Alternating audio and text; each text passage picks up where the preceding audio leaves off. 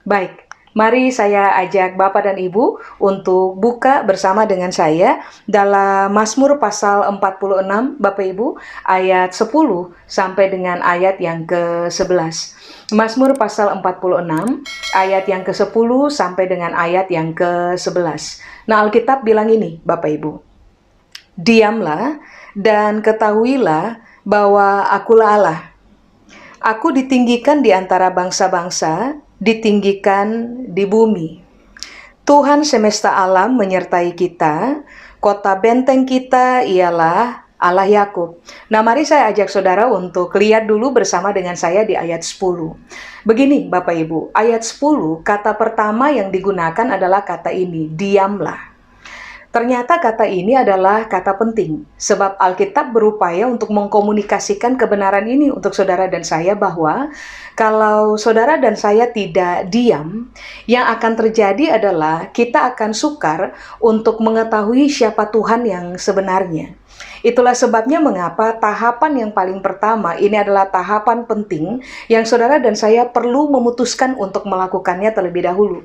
Sehingga pada akhirnya langkah kedua yang akan terjadi buat saudara dan saya adalah kita akan dipermudah untuk mengetahui siapa Tuhan yang sebenarnya.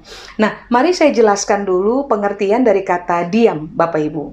Di dalam kata Ibrani, kata diam itu menggunakan kata ini, rapa.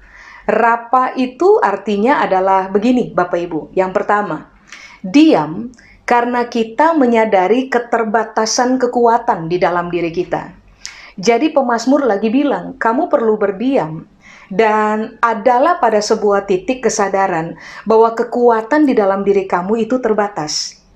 Ini penting Bapak Ibu. Kalau kita sadar betul kekuatan kita terbatas, mudah bagi orang untuk berlari kepada Tuhan atau bahkan mengandalkan Tuhan dalam kehidupan. Sebab biasanya ketika orang tahu betul bahwa mereka kuat, mereka pintar, mereka kaya, mereka berpengalaman, lalu menggantungkan pengharapan mereka kepada apa yang terletak pada diri mereka, biasanya yang akan terjadi secara natural adalah orang akan berhenti mengingat Tuhan atau bahkan orang akan berhenti mengandalkan Tuhan dalam kehidupan. Begitu Bapak Ibu. Makanya kenapa ini yang pemazmur bilang, diam dulu aja, sadari dulu aja bahwa kita ini nggak sekuat yang kita pikir. Kita punya kekuatan iya, tapi kekuatan dalam diri kita sangat terbatas dibanding dengan kekuatan hebat yang Tuhan punya, yang sampai dengan hari ini kita paham betul kekuatan di dalam diri Tuhan adalah kekuatan yang tanpa batas. Amin. Nah, pengertian yang kedua dari kata diamlah atau rapa, itu Alkitab bilang begini, berhentilah sejenak, meredalah sejenak dari seluruh kepanikan dalam kehidupan, lalu rilekslah. Sebab ternyata ketika saudara dan saya panik, tidak akan pernah terjadi apa-apa yang akan menolong diri kita sendiri. Kalau saudara dan saya heboh atau panik, yang akan terjadi adalah perhatian kita akan lebih terfokus kepada masalah itu sendiri, dan kita akan mengalami kesulitan untuk lebih terfokus kepada Tuhan yang kekuatannya tanpa batas. Makanya kenapa pemazmur bilang, kamu perlu diam aja dulu, kamu perlu rileks dulu, meredalah dulu, jangan panik, apalagi berhentilah dulu dari semua upaya untuk menolong diri sendiri. Karena pada akhirnya kita paham, kita nggak mampu tolong diri kita pada sebuah titik dalam kehidupan. Kita akan menemukan realita, orang lain tidak bisa menolong kita, makanya kita butuh diam sejenak, supaya pada akhirnya kita kembali kepada landasan berpikir awal. Saya tidak cukup memiliki kekuatan untuk menyelesaikan apa saja dalam hidup. Saya butuh kekuatan tanpa batas dalam kehidupan saya, supaya pada akhirnya apa saja yang saya hadapi dalam kehidupan, itu bisa saya hadapi dengan kepala tegak, dan atas pertolongan Tuhan yang kuat, kita bisa menyelesaikan apa saja. Amin. Baru kemudian pemazmur bilang, setelah dia bilang diamlah, dia melanjutkan dengan kalimat begini kan, dan ketahuilah. Berarti susunannya sederhana. Kalau kita diam, kita gampang mengetahui bahwa Tuhan adalah Allah. Kalau kita tidak diam, Bapak Ibu, sukar bagi kita untuk tiba kepada tahapan berikutnya, yaitu begini, mengetahui bahwa Tuhan adalah Allah. Amin. Nah begini, Bapak Ibu, semua orang paham betul kalimat ini. Tong kosong, nyaring bunyinya. Kalau nggak ada isi, orang akan bicara lebih banyak.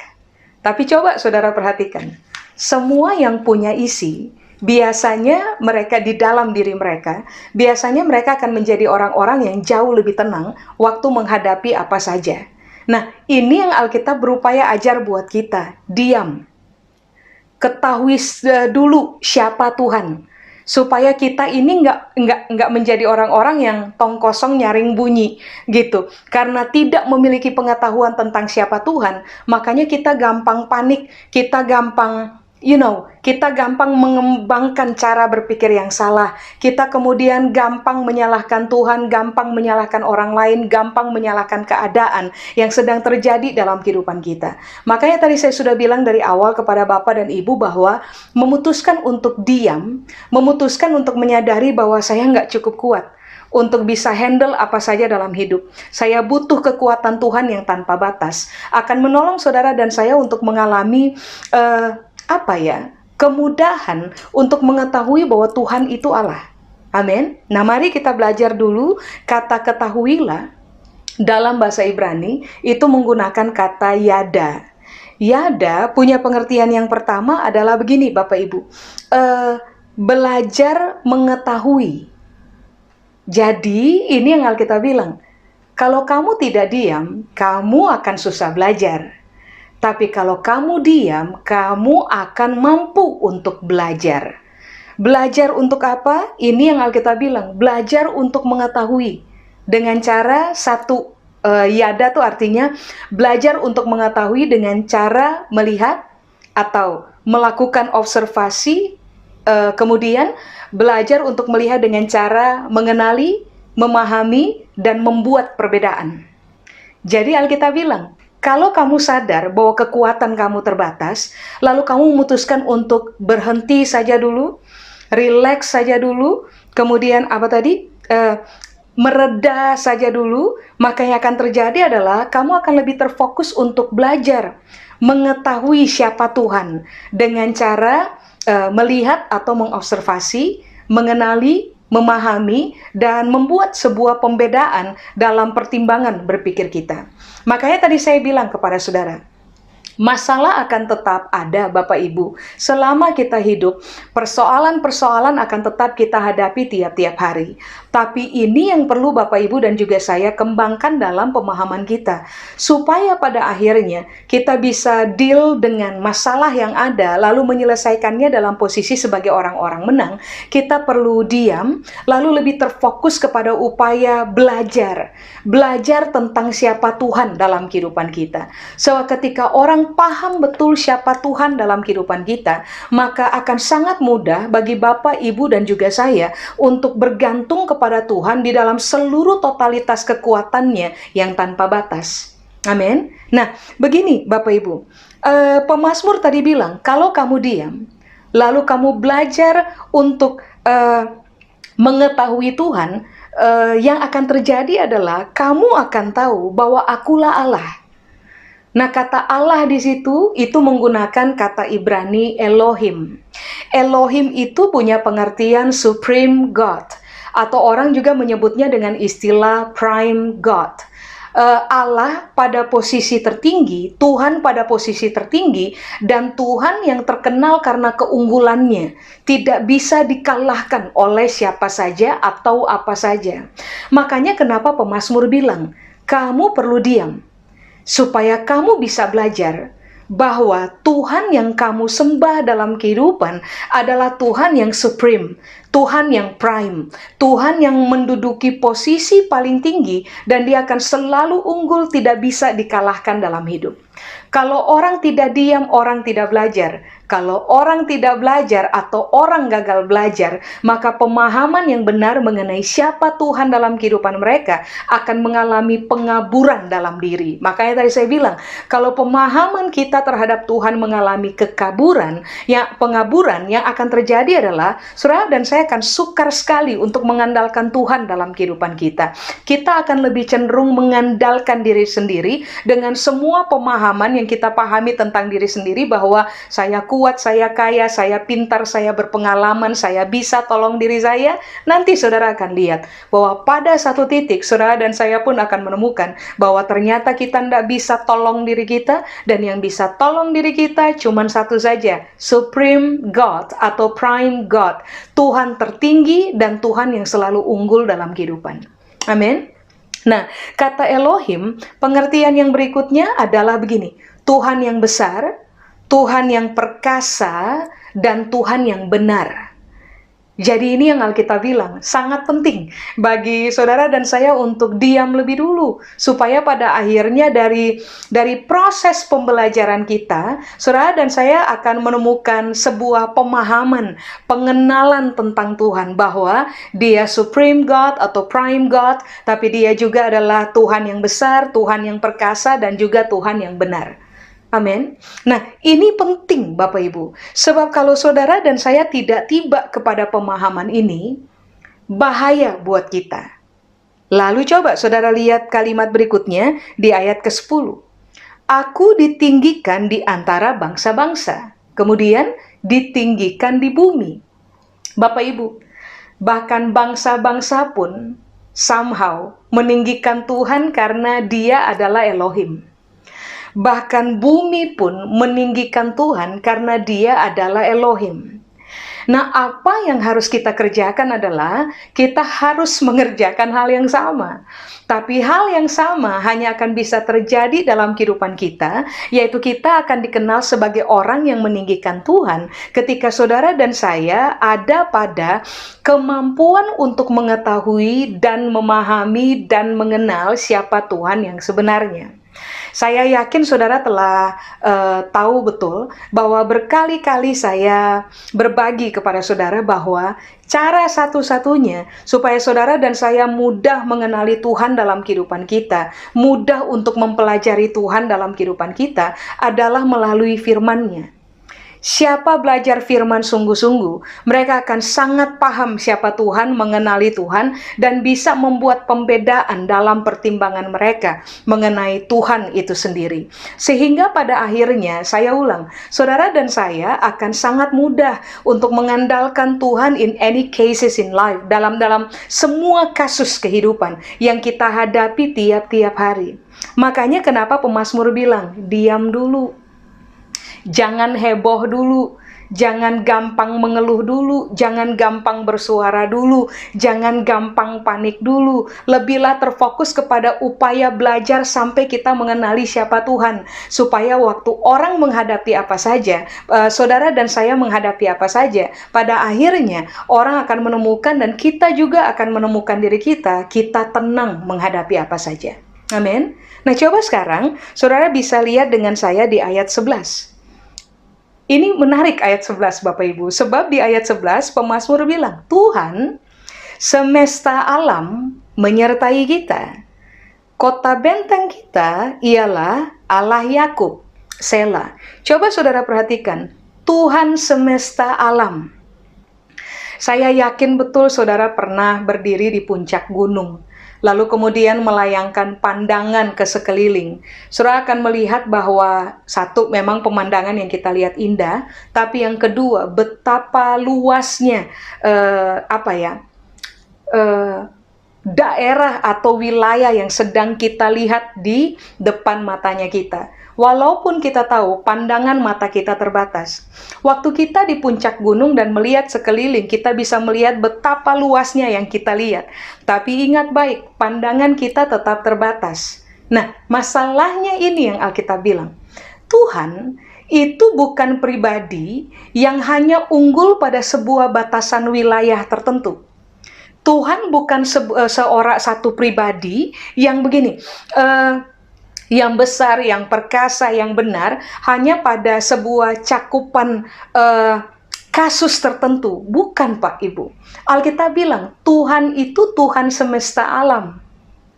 Saya yakin betul belum ada yang pernah pergi ke ruang angkasa. Tentu saja para astronot sudah, tapi kalau kita belum ada yang pernah pergi sampai ke luar angkasa. Nah, ini yang kita pahami. Semesta alam itu berbicara mengenai langit dan bumi, mengenai seluruh realitas semesta, dan Alkitab bilang Tuhan adalah Tuhan dari semesta alam. Semesta alam pun yang sangat besar ini mengakui Dia Tuhan. Lalu ini yang Alkitab bilang, Tuhan semesta alam itu yang daya jangkaunya sangat besar, yang kekuasaannya menjadi sangat luas. Alkitab bilang, Dia itu menyertai kita. Amin, Bapak Ibu. Tuhan semesta alam yang alam pun takluk kepada firman-Nya. Alam pun takluk kepada suara yang Dia perdengarkan. Bapak Ibu bayangkan Alkitab bilang, Tuhan yang memerintahkan sehingga air laut tidak tumpah ke daratan. Alam takluk kepada Tuhan. Semua kita tahu, manusia nggak bisa lawan alam. Tapi garis bawahi, alam takluk kepada Tuhan. Kenapa? Dia Tuhan atas semesta alam. Dan kabar baiknya adalah Tuhan semesta alam yang ini nih, menyertai kita. Amin. Nah, kata Tuhan di situ, Bapak Ibu, dalam bahasa Ibrani-nya menggunakan kata ini, YHWH. YHWH sendiri itu punya dua arti. Satu, the existing one. Dua, the eternal one. Jadi Alkitab lagi bilang, Tuhan yang semesta alam takluk kepadanya adalah Tuhan yang untuk sampai kepada kekekalan akan tetap eksis dalam kehidupan kita. Hadir dalam kehidupan saudara dan saya untuk menyertai kita. Jadi pahamilah Bapak, Ibu, dan juga saya, waktu kita menghadapi cerita apa saja dalam hidup, kasih tahu untuk diri sendiri, saya tidak menghadapinya sendiri. Kekuatan saya terbatas. Kecerdasan saya terbatas, pengalaman saya terbatas, kekayaan saya terbatas. Saya tidak punya solusi untuk handling ini masalah, untuk menghadapi, menyelesaikan ini masalah. Tapi saya tahu betul bahwa Tuhan semesta alam yang terhadapnya alam takluk, Tuhan yang selalu hadir, Dia hadir dalam hidup saya untuk kepentingan menyertai saya sampai kepada kekekalan. Jadi, saudara dan saya tidak sedang menghadapi apa saja dalam hidupnya kita sendiri, Pak, Ibu. Amin. Coba saudara bayangkan, kalimat ini kalimat penting. Tuhan semesta alam menyertai kita. Ingat ya, sekali waktu Alkitab mencatat sejarah ini buat kita. Karena Tuhan menyertai Musa dan bangsa Israel yang keluar dari tanah Mesir menuju tanah perjanjian, maka kasut mereka tidak ada yang rusak walaupun dipakai untuk berjalan selama lebih kurang 40 tahun. Karena Tuhan menyertai Musa dan juga bangsa Israel pada perjalanan mereka di padang gurun, yang terjadi adalah waktu tengah malam, waktu malam hari, harus berhadapan dengan suhu ekstrim yang sangat dingin di padang gurun. Alkitab bilang Tuhan menjadi tiang api untuk mereka. Waktu berjalan di siang hari dengan suhu ekstrim yang sangat panas, tentu saja Tuhan menjadi tiang awan buat mereka. Waktu mereka berhadapan dengan bahaya, Tuhan berperang untuk mereka, sehingga pada akhirnya mereka tetap berada dalam perlindungan Tuhan. Mereka bisa tetap berbaring dengan tenang, mereka bisa tetap hidup dengan baik, mereka tidak ada yang kelaparan, mereka bisa ada pada posisi menang, karena Alkitab bilang Tuhan menyertai mereka. Makanya kenapa Alkitab bilang tadi di ayat 10, kamu harus diam, jangan panik. Fokus dulu aja kepada upaya untuk belajar mengenai siapa Tuhan, supaya pada akhirnya kita akan menjadi orang-orang yang paham betul siapa Tuhan, lalu memilih untuk begini, mengandalkan Tuhan dalam kehidupan. Saudara bayangkan, Kalau toh kita pada akhirnya dalam pembelajaran kita, observasi kita, pemahaman kita, pengenalan kita akan Tuhan, mampu membangun cara berpikir yang benar, kita akan mengalami pemahaman bahwa Tuhan yang kita sembah ini memang beda. Dia bukan sembarang Tuhan yang sesekali hadir dan sesekali pulang, atau sesekali nolong dan sesekali dia meninggalkan kita dan kemudian membiarkan celaka menghampiri kehidupan kita. Ingat ini baik, kita tadi sudah belajar bahwa Tuhan yang ada dalam kehidupan saudara dan saya adalah Supreme God, Prime God, Tuhan yang besar, Tuhan yang benar, Tuhan yang perkasa, tapi juga Tuhan yang akan selalu menyertai kita karena Dia hadir dalam kehidupan kita dan Dia akan bertahan dalam kehidupan kita sampai kepada kekekalan. Makanya itu yang dari tadi saya bilang kepada Bapak dan Ibu, jangan pikir saudara menanggung segala sesuatu sendiri. Jangan berkata kepada diri sendiri bahwa oke, saya sudah nggak kuat dan kemudian saudara memutuskan to give up. Enggak, jangan Pak Ibu. Sekarang fokus aja dulu, diam, tenang, berhentilah dulu dari seluruh kepanikan, sadarilah dulu bahwa memang saya terbatas. Saya tidak bisa selesaikan, saya punya masalah. Lalu kejar pemahaman tentang siapa Tuhan dari firman. Supaya pada akhirnya saudara dan saya mengalami perubahan cara berpikir, lalu berani mengandalkan Tuhan dalam kehidupan kita. So, pada akhirnya kita paham betul bahwa yang menyertai kita, ini penguasa alam semesta, saya ulang, yang terhadap Dia, alam pun takluk. Amin. Nah, kalimat berikutnya di ayat 11, Alkitab bilang, kota benteng kita ialah Allah Yakub. Nah, menarik Bapak Ibu. Kata kota benteng di situ, bahasa Ibrani bilang Misgab. Misgab itu artinya adalah sebuah tebing tinggi yang nggak bisa diakses oleh siapapun. Jadi Alkitab bilang, Tuhan semesta alam yang menyertai kita, kota benteng kita ialah Allah Yakub. Jadi ini yang Alkitab bilang, Allah Yakub itu adalah tebing tinggi yang nggak bisa diakses oleh siapapun, tapi kita bisa. Saudara bayangkan ya, ketika orang tidak bisa naik sampai kepada puncak dari tebing tinggi, ketika orang nggak bisa berdiri pada sebuah tebing tinggi, karena memang mereka nggak punya akses untuk sampai pada tempat itu. Nah, pemazmur bilang begini, tebing tinggi itu yang orang lain nggak punya akses, nah kita punya aksesnya. Amin. Kemudian ini yang Alkitab bilang, kota benteng kita ialah Allah Yakub. Jadi Alkitab bilang, saudara dan saya punya akses untuk bagaimana ya? Untuk bergantung kepada Tuhan, untuk mengandalkan Tuhan dalam kehidupannya kita. Karena begini, waktu saudara dan saya bergantung kepada Tuhan, mengandalkan Tuhan, sebenarnya kita akan berpijak pada sebuah tebing tinggi yang nggak bisa diakses oleh apapun atau siapapun.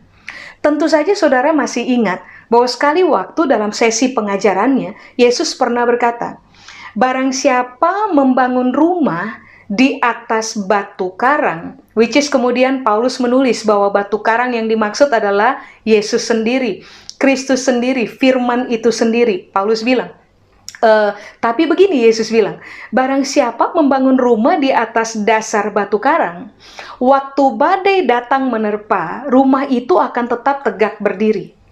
Tapi barang siapa membangun rumah di atas dasar pasir, waktu badai datang, rumah itu akan roboh dan hebatlah kerusakannya. Amin. Nah, ini yang kemudian pemazmur bilang sebelumnya, bahwa Allah Yakub itu kota bentengnya kita. Suppose Pak Ibu to be, saudara dan saya harus menjadikan Tuhan dan firman-Nya yang kita pelajari tiap-tiap hari, kita renungkan tiap hari, sampai kita paham mengenai siapa Tuhan dalam kehidupan kita. Nah, itu seharusnya menjadi batu karang untuk kita. Tebing tinggi bagi kita. Kita membangun hidup kita di atas dasar firman Tuhan. Supaya pada akhirnya, waktu badai datang atas kehidupan saudara dan saya, kita nggak goyah Pak Ibu. Kenapa kita nggak goyah? Sebab dari awal kita telah menjadi orang-orang yang sadar betul bahwa kekuatan kita terbatas. Kita akan mengandalkan Tuhan punya kekuatan. Yang sadar betul bahwa kita nggak punya kekuatan tanpa batas. Yang punya kekuatan tanpa batas adalah Tuhan. Mengapa? Sebab Dia adalah, saya ulang, Supreme God, Prime God, Allah besar, Allah perkasa, Allah benar, Tuhan semesta alam, ditinggikan di antara bangsa-bangsa, dan Dia menyertai kita. Sehingga waktu Dia berpihak pada kita, pemazmur bilang, Dia adalah tebing tinggi, yang kalau saudara dan saya berjejak di atasnya, nggak ada masalah yang bisa goncang hidup kita sampai kita kalah menghadapinya, Pak Ibu. Amin. Nah, menariknya Alkitab bilang, kota benteng kita ialah Allah Yakub. Nah, begini Pak Ibu. Sebelum saya jelaskan, pengertian yang kedua tentang benteng atau misgab adalah tempat perlindungan, tempat pertahanan yang akan menjaga kita dari kerusakan dalam kehidupan. Itu jelas. Lalu kemudian pemazmur bilang, kota benteng kita ialah Allah Yakub. Begini Pak Ibu, kata Yakub di situ, bahasa Ibrani menggunakan kata Yaakov. Yaakov pengertiannya adalah begini, pemegang tumit atau pengganti tumit. Jadi waktu pemazmur bilang, apa tadi? Saya kok tiba-tiba lupa. Sebentar. Kota benteng kita ialah Allah Yakub. Jadi pemazmur bilang, yang bikin saudara dan saya bisa punya akses sehingga kita bisa berdiri di tebing tinggi itu Tuhan. Tuhan yang bagaimana? Allah Yakub, Allah Yaakov, Allah pemegang tumit, Allah pengganti tumit. Nah, mari saya jelaskan kepada Bapak dan Ibu. Tumit, Pak, Ibu, jelas kita tahu adalah tulang terbesar di telapak kaki. Ya, kalau saudara lihat, saudara punya kaki, saudara akan menemukan tumit adalah tulang terbesar. Nah, fungsi tumit ternyata adalah begini, menyangga berat badan. Sehingga orang itu bisa berdiri, orang bisa berjalan, dan orang juga bisa berlari. Nah, tadi pemazmur bilang, kota benteng kita adalah Allah Yakub. Kota benteng kita adalah pemegang tumit, pengganti tumit. Berarti kira-kira kan pemazmur lagi bilang begini, Tuhan itu yang menjadi tumit buat kita. Dia yang membuat saudara dan saya bisa tersangga dalam kehidupan kita. Kita bisa berdiri karena Tuhan menjadi tumit buat kita, pengganti tumit buat kita. Kita bisa berdiri sampai hari ini karena Tuhan pegang kita punya tumit. Saudara dan saya bisa berjalan hari ini, saudara dan saya bisa berlari hari ini, ternyata Alkitab bilang karena Dia bukan hanya menyertai kita, Bapak Ibu, tetapi Dia juga adalah pengganti tumitnya kita. Dia adalah pemegang tumitnya kita. Karena apa? Karena Dia adalah kota benteng dalam kehidupannya kita. Tebing tinggi buat kita. Dia yang bikin saudara dan saya pada akhirnya bisa berdiri anyhow. Dalam seluruh kasus berat kehidupan, sampai hari ini kita bisa tetap berdiri. Ternyata Alkitab bilang, karena Dia tebingnya kita. Karena Dia yang pegang tumitnya kita. Karena Dia menjadi pengganti tumitnya kita, sehingga walaupun kekuatan saudara dan saya terbatas untuk menghadapi apa saja, ternyata sampai hari ini kita masih tetap tegak berdiri, karena Tuhan yang melakukannya atas kehidupan kita. Amin. Makanya kenapa pemazmur bilang ini, Pak, Ibu, bahwa saudara dan saya perlu memutuskan untuk diamlah. Jangan panik, jangan gampang jangan gampang pesimis dalam kehidupan. Jangan kembangkan isi berpikir yang negatif, yang pesimis, yang membuat sehingga pada akhirnya kekuatan dalam diri saudara dan saya mengalami kemerosotan. Jangan kembangkan kesedihan dalam dirinya kita. Sebab ini yang Alkitab bilang, saudara dan saya harus lebih terfokus untuk kejar Tuhan, belajar, pahami siapa Tuhan. Supaya pada akhirnya di dalam pemahamannya kita, pada akhirnya kita tahu betul bahwa saya akan baik-baik saja. Sebab Tuhan semesta alam menyertai saya. Saya akan baik-baik saja dalam kasus kehidupan apapun yang sedang saya hadapi, sebab Dia akan menjadi tebing tinggi dalam kehidupan saya, yang membuat kaki saya tetap berpijak, karena Dia memegang saya punya tumit, atau bahkan Dia mengganti tumitnya saya, sehingga pada akhirnya saya bisa tetap berdiri, berjalan, bahkan berlari dalam kehidupannya kita. Amin, Bapak Ibu. Coba saya undang saudara untuk buka dengan saya dalam Mazmur 46. Mari saya baca, Bapak Ibu. Mazmur pasal 46. Saudara bisa lihat di ayat yang pertama. Alkitab bilang begini. Untuk pemimpin biduan dari Bani Korah, dengan lagu Alamot, nyanyian. Allah itu bagi kita tempat perlindungan dan kekuatan, sama dengan kota benteng yang tadi saya sudah bilang kepada saudara. Lalu garis bawahi, sebagai penolong dalam kesesakan, garis bawahi, sangat terbukti. Makanya begini, Alkitab bilang tadi di ayat 10 dan ayat 11, diam aja dulu, belajar aja dulu tentang siapa Tuhan. Kalau saudara dan saya sudah paham tentang siapa Tuhan dan mengenali siapa Tuhan, kita akan bisa menyanyikan nyanyian yang sama yang dinyanyikan oleh Bani Korah, yang berani sekali berkata bahwa Engkau adalah kota benteng untuk saya, tempat perlindungan, tempat pertahanan. Lalu kemudian kalimat berikutnya adalah Engkau adalah penolong buat saya, dan sebagai penolong dalam kesesakan Engkau telah sangat terbukti. Coba bayangkan Pak Ibu, kalau di dalam pemahaman kebenaran ini yang menguasai cara berpikir kita, maka saudara dan saya akan dikenal sebagai orang-orang yang sangat tahan banting dalam proses kehidupan. Saudara dan saya akan sangat dikenal sebagai orang-orang yang, Pak Ibu, tidak gampang menyerah, tidak gampang putus asa, tidak gampang menjadi pesimis. Optimisme lahir dalam diri kita akibat dari pemahaman mengenai kebenaran yang berkaitan dengan siapa Tuhan yang sebenarnya. Waktu saudara dan saya paham betul siapa Tuhan yang sebenarnya, lihat nih, Bani Korah berkata bahwa dia kota bentengnya saya. Dia adalah penolong dalam momen apa? Kesesakan. Berarti Bani Korah bilang, menghadapi kesesakan, that's the real things.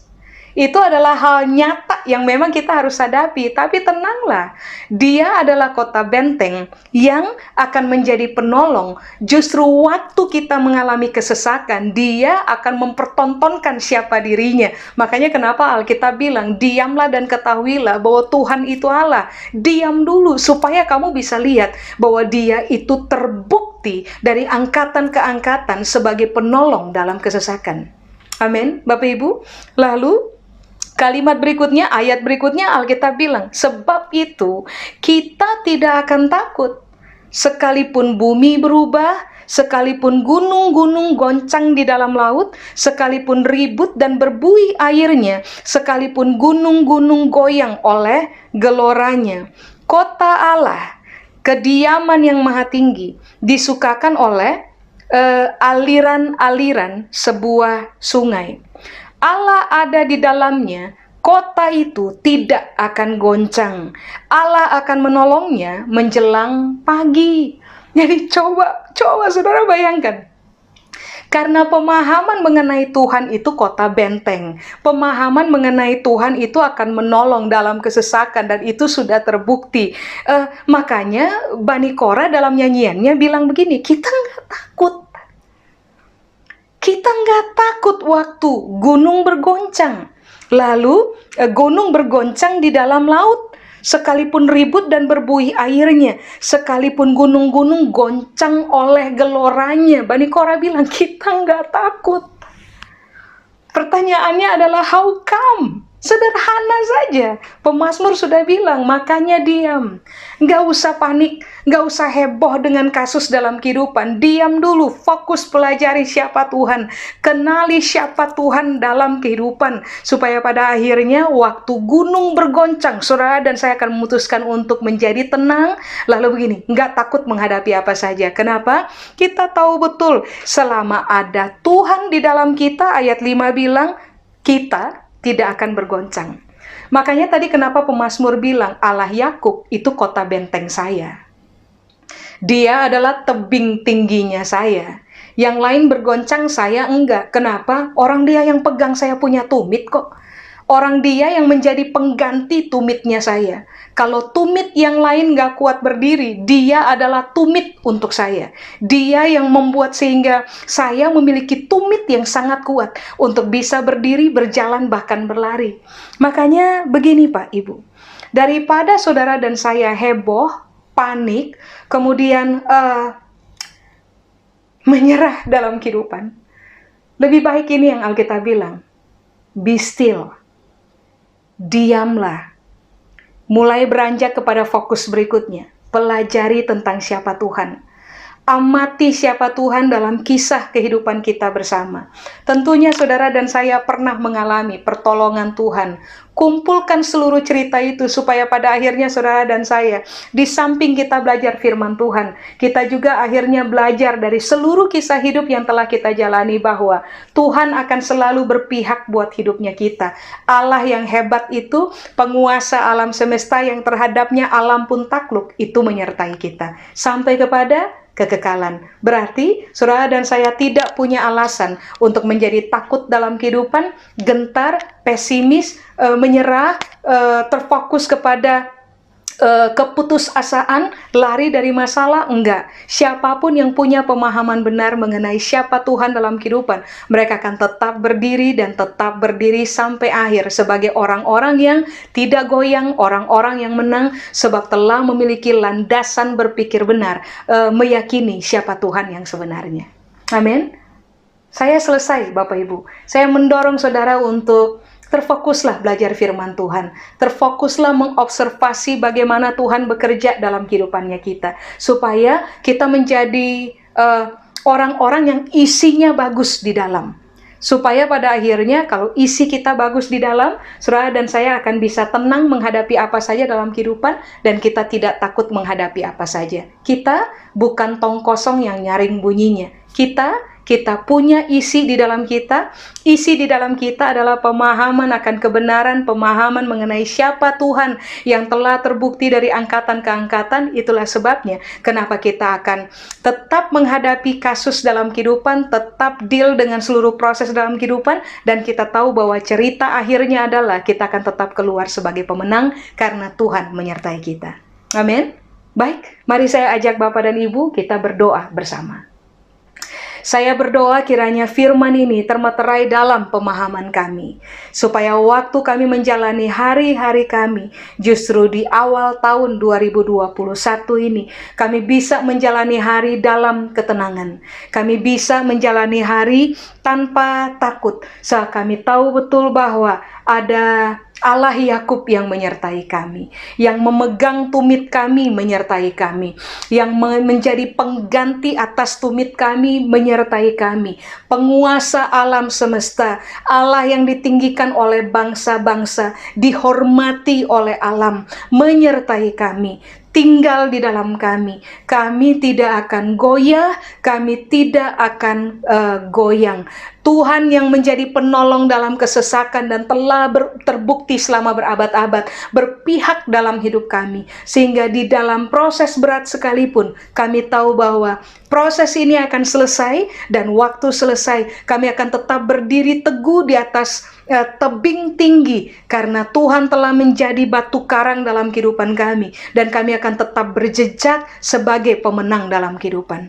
Seluruh kebenaran ini kiranya Tuhan meteraikan dalam pemahaman kami, perenungan kami, supaya pada akhirnya kami dikenal sebagai pelaku-pelaku firman dan bukan hanya pendengar saja.